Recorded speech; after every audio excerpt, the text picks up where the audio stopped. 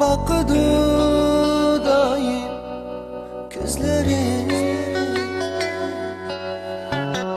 Kökünlükin yetmez piğanlık derdin sözlerim.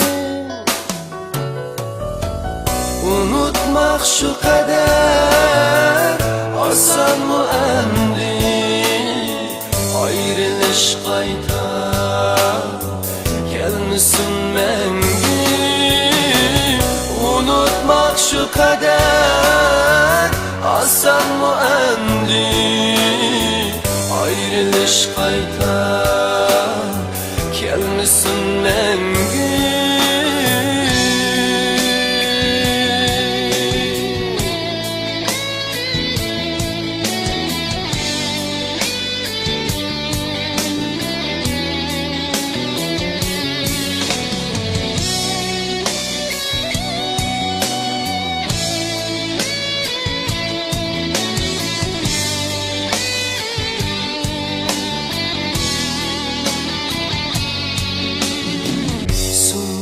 Çaşlarım kömlüm öyle oynatma. Sübip olsa yar gidermen sen kal düşümde.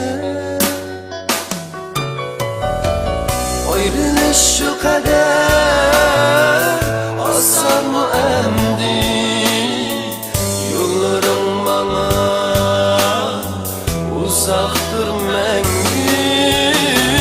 Ayrılış şu kadar asan mı endi? Yollarım bana uzaktır mengi.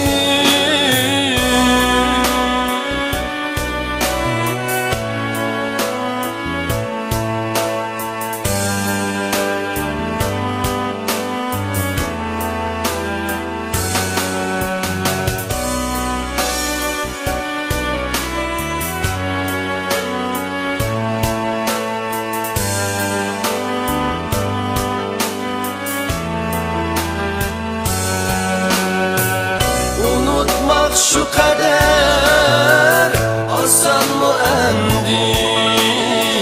Ayrılış qayta gelmişsin mengi. Unutmak şu kadar asan mı endi?